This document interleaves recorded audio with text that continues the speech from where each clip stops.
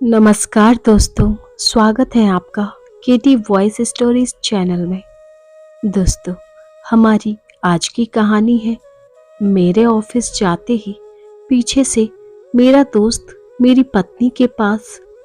मैं अंजलि हूँ और बड़ी जिंदा दिल हंसमुख और मुंहफट हूँ।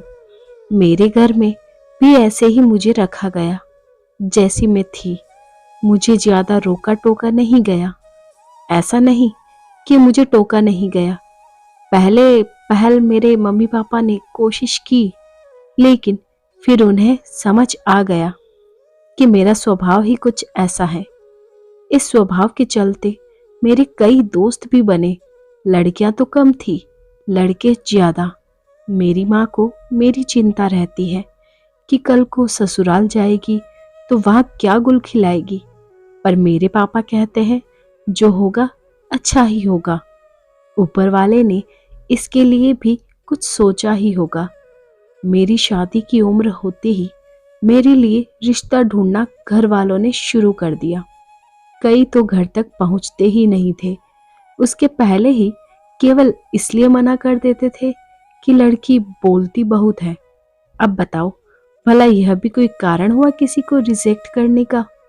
लेकिन मुझे इन सब बातों से कोई फर्क नहीं पड़ता है। मैं अपनी लाइफ में खुश हूँ, बोले तो बिंदास। अब मैंने सुना कि एक लड़का घर तक पहुंच गया, मतलब वो देखने आने वाला है। रविवार को देखने आने वाले, और माँ ने मुझे पहले ही कड़ाई के साथ बोल दिया है कि मैं अपनी हंसी और बातों पर कंट्रोल करके रखूं। अमित और उसके घर वाले मुझसे मिलने आए और फिर जैसा कि होता है, चाय नाश्ता होने के बाद अमित और मुझे अकेले में बात करने को कहा गया। मैं कब से अपने आप को रोक के बैठी थी। इतना चुप तो मैं कभी नहीं रही। फिर क्या था, जैसे ही वो आए मैंने बोलना चालू किया। मैंने सब पूछ लिया जो मेरे मन में था। कितना कमाते हो, घूमने का शौक है कि नहीं। बीच में मुझे लगा कि कहीं यह मना ना कर दे, पर अमित को मेरी यह बात ही पसंद आई। घर वालों ने शादी करा दी। अमित बड़ी सिटी में रहते हैं, वही अच्छी जॉब है, इसलिए शादी के 1 महीने बाद मैं भी वहीं चली गई। अमित सुबह 8 बजे ऑफिस जाते थे तो 6 बजे वापस आते थे। ऑफिस के सारे उनके फ्रेंड एक दिन हमारे यहाँ खाने पर आए। शादी के बाद यह पहली बार था जब सब मिल रहे थे। उस समय तो मैंने बात नहीं की, लेकिन जब घर में वो आए तो मैंने सबके साथ खूब गप्पे लड़ाए। अमित के बारे में पूछा। अमित मुझसे बोल रहे थे कि यह मुझसे ज्यादा तो तुम्हारे दोस्त लग रहे हैं। उसमें ही अमित का एक दोस्त था, रवि। वो पहले ऑफिस में था, लेकिन अब वो मॉडलिंग करने लगा था। मैंने उसके साथ भी खूब बातें की। वो मुझसे खाना बनाना सीखना चाहता था। मैंने भी बोला, आ जाओ, मैं तो पूरा दिन फ्री रहती हूँ, कभी भी आओ। अमित सुबह जब ऑफिस गए तब रवि अगले दिन सच में खाना बनाना सीखने आ गया। थोड़ा बहुत मैंने उसे सिखाया और शाम को वापस चला गया। रवि अपनी केप भूल गया था। जब अमित ऑफिस से आए तब उन्होंने मुझसे पूछा कौन आया था, क्योंकि उन्हें केप दिखाई दे दी। मैंने बोला, रवि कल खाना बनाना सीखने को बोल रहा था ना, आज आ गया। अभी तुम्हारे आने के पहले ही गया है। उनका चेहरा थोड़ा उतरा। वो बोले, अच्छा, इतना रुका था तो मुझसे भी मिल ही लेता। मैंने उस समय उनकी बात पर इतना ध्यान नहीं दिया। अगले दिन जब वो ऑफिस से आए तो रवि घर पर ही था। अमित उनसे मिले, उनकी कुछ बातें हुई।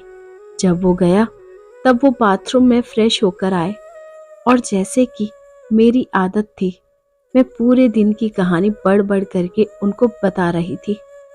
एकदम से वो मुझ पे जोर से चिल्लाए, बोले, चुप भी रहा करो, इतना बकवास करती हो। ऑफिस से काम करके आता हूँ, तुम्हारी तरह मजे नहीं करता घर पर। ऐसा गुस्सा मुझ पर कभी किसी ने नहीं किया था, मेरे पापा ने भी नहीं। मेरी आवाज बंद हो गई और आंसू शुरू हो गए। मुझे समझ नहीं आया कि उन्हें किस बात का इतना गुस्सा आया। हम दोनों में बात बंद हो गई।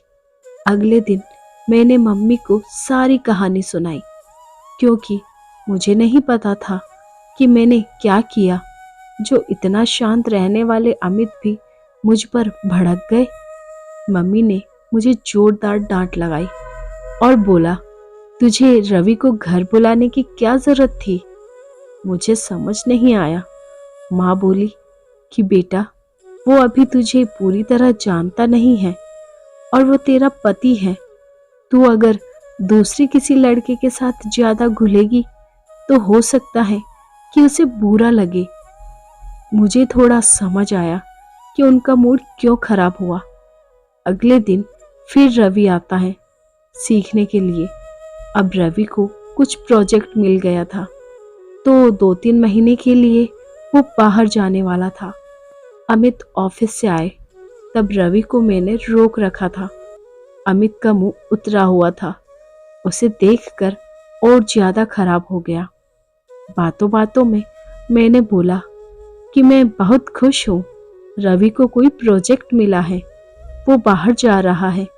साथ ही मैंने यह भी कहा कि फेमस हो जाओ तो प्लीज अपनी इस बहन को भूल न जाना।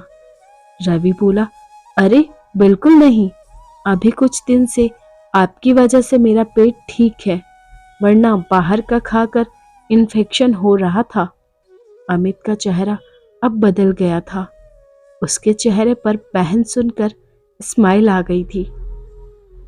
रवि गया। मैं अमित से बात अभी भी नहीं कर रही थी, क्योंकि वो मुझ पर भड़का था। आज उनके तेवर बदल गए थे।